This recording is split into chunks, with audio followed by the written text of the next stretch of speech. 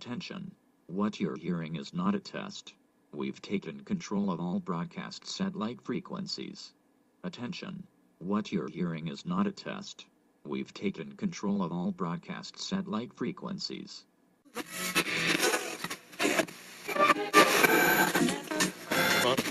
Can you hear me? Can you hear the sound of my voice?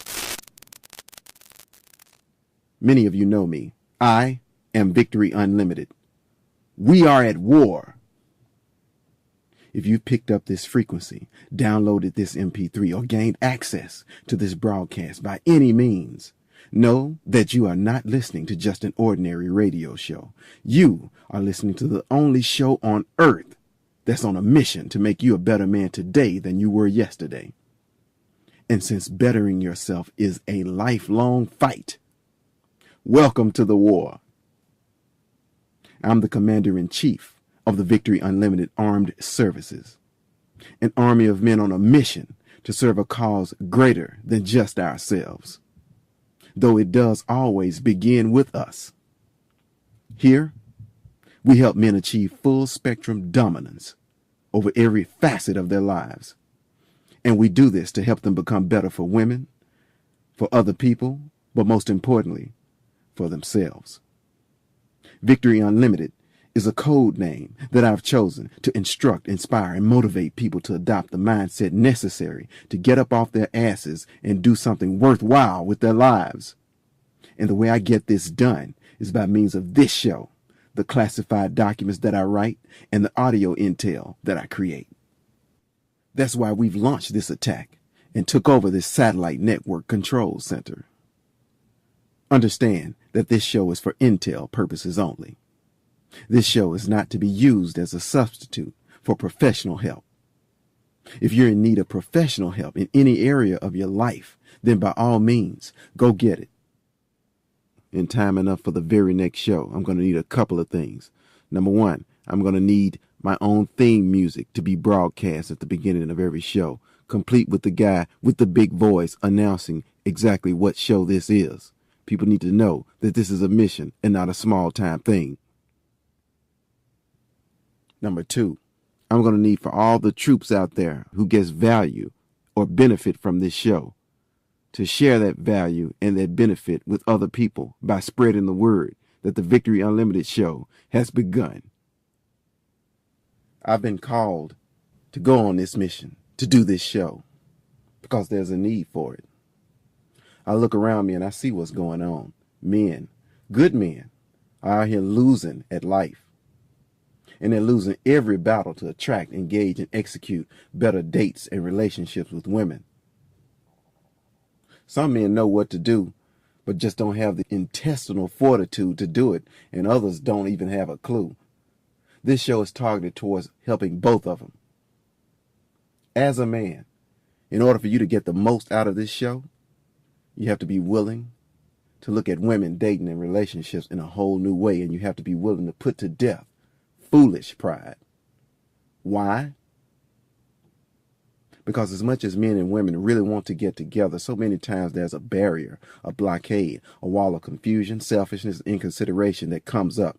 Now, sometimes people throw up these shields on purpose. Sometimes they throw them up without even knowing that they're doing it. And sometimes circumstances themselves help create these walls. Think of this show and the Victory Unlimited battle plan as weapons designed to help you smash through these walls once and for all.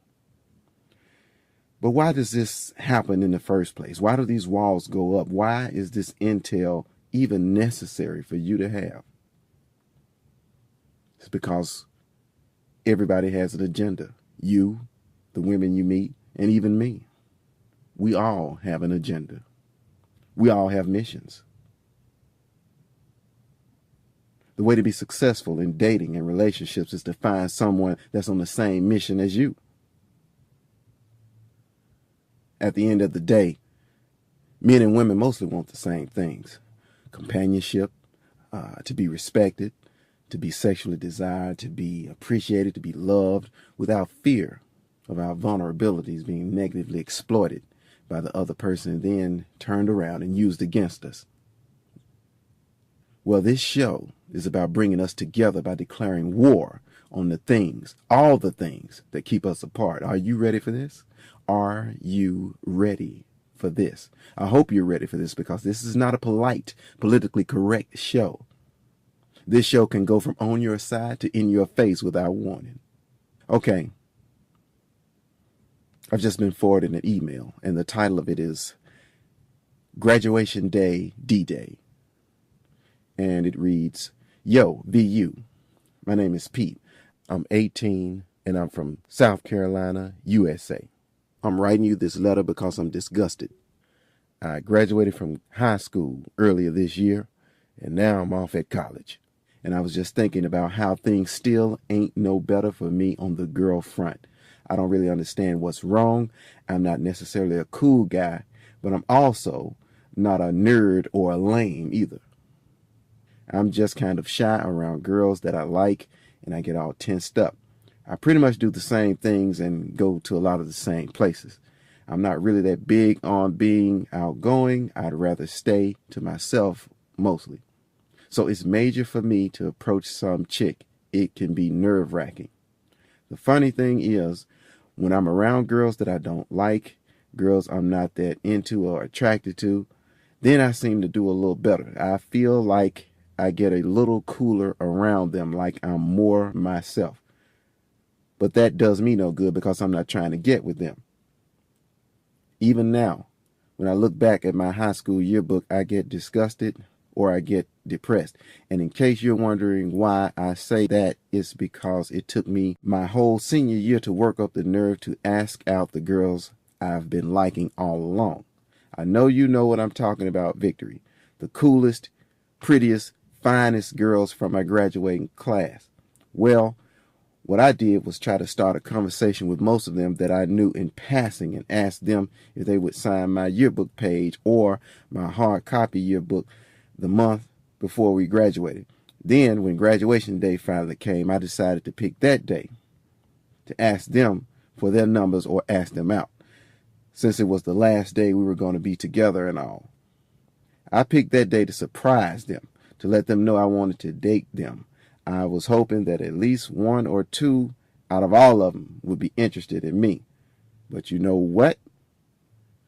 Not even one of those girls wanted to date me. They either told me that they liked me, but they didn't like me like that, or they gave me their cell phone numbers on graduation night, but never answered when I tried to call them all last summer. None of those girls wanted anything to do with me dating-wise, which is confusing to me, because all of them signed my yearbook or left me a comment on my yearbook page. And whenever I look at their notes or comments, all I see are how they all kind of wrote the same thing about me.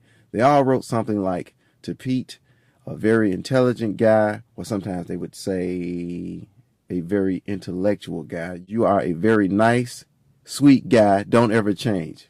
He says that's what they were writing on his yearbook or on his yearbook page. Victory. If they're all saying that I'm such a nice, sweet guy, but yet they still don't want to date me, and they're telling me don't ever change. Why are they telling me don't ever change? I don't get it. What's going on, Victory? What's going on with this?